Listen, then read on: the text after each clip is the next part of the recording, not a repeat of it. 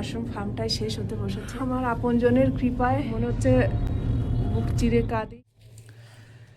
বেশ কিছুদিন অসুস্থ থাকার দরুন আমি আমার মাশরুম ফার্মের ঠিকমতো পরিচর্যা করতে পারিনি, যে কারণে সেখান থেকে এভাবে কুড়ি বেরিয়ে গেছে। এই ব্যাগগুলো এভাবে চিরে দিতে হতো, এইভাবে চিরে দিতে হতো একটা ব্লেড দিয়ে। যেখান থেকে চিরে দেবো সেখান থেকেই বেরোবে মাশরুম, কিন্তু আমি কিছুই করতে পারিনি। আমার পুরো মাশরুম ফার্মটাই শেষ হতে বসেছে। আমার আপনজনের কৃপায় সবসময় আমার বিপদই বাড়ে। তো এমন আপনজন দিয়ে আর আমার প্রয়োজন নেই যে আপনজনগুলো আমাকে সবসময় বিপদে ফেলে চলে যায়, শারীরিক মানসিক অসুস্থ করে ফেলে। তো কি করব, এখন খুব কান্না পাচ্ছে। এত কষ্ট করে আমি ফার্মটা রেডি করেছি, তো এখন খুব কষ্ট হচ্ছে আমার। মনে হচ্ছে বুক চিরে কাঁদি, কিন্তু কিছু করার নেই। যা হয়ে গেছে গেছে। আমার পুরো ফার্মটাই শেষ হতে বসেছে।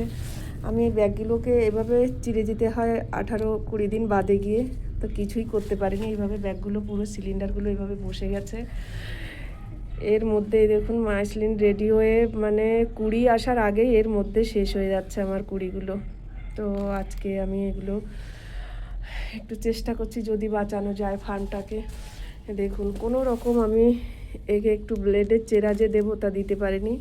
এগুলো এর মধ্যেই বসে যাচ্ছে, সেখান থেকে কুড়ি বেরিয়েছে। এভাবে মাশরুমের ফলন ঠিক ভালো হয় না। 18-20 দিন বাদে যেখান থেকে পিন হেড বের হয়, এটাকে পিন হেড বলে। সে মানে পিন হেড এসছে তার আগে থেকে এভাবে চেরা দিয়ে দিতে হয় একটা ব্লেড কিংবা ধারালো কিছু দিয়ে, কিন্তু আমি সেগুলো করতে পারিনি। বিধায় আজকে আমার ফার্মটা শেষ হতে বসেছে।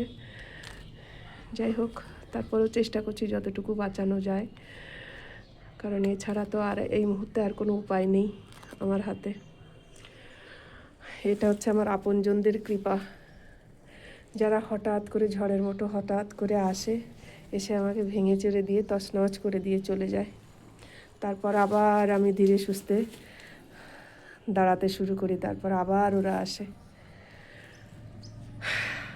এভাবেই চলছে, যেন হেরে গিয়েও হারতে পারছি না, আর জেতার তো কোনো প্রশ্নই নেই আমার।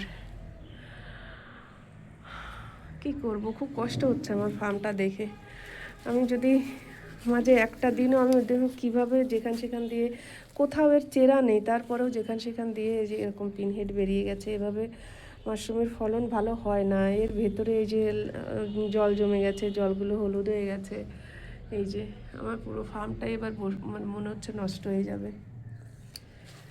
খুব কষ্ট লাগছে আমার, কিন্তু কিছু বলতেও পারছি না, সহ্য করতেও পারছি না। অনেকের কাছেই আবার আমার এই ছোট্ট কাজগুলো অনেকেরই পছন্দ হচ্ছে না। বলছে যে মাশরুম করে খাচ্ছিস, কেন করছিস এগুলো, কী লাভ হচ্ছে, কতটা পয়সা হচ্ছে। যাই হচ্ছে, আমার সংসারটা তো চলছিল। আর আমার এমন আপনজনদের দরকার নেই যে আপনজনগুলো আমার এসে বারবার বিপদে ফেলে চলে যায়। আমার পুরো ফার্মটাই মনে হচ্ছে বসে যাবে এবার। আজকে আমি সকালবেলা এসে দেখি এরকম অবস্থা হয়ে গেছে। এই যে এরকম অবস্থা হয়ে গেছে আমার ফার্মটার। আজকে আমি সকালবেলা এসে দেখি, খুব কষ্ট হচ্ছে। খুব কষ্ট করে আমি কাজগুলো করি। যারা মাশরুমের ফার্ম করে না তারা জানে যে এই কাজগুলো করতে কত কষ্ট হয়, আর একটা মেয়ে মানুষের পক্ষে এই কাজগুলো করা কতটা কঠিন একা একা। তাও কী করবো এখন, ভগবান ভরসা।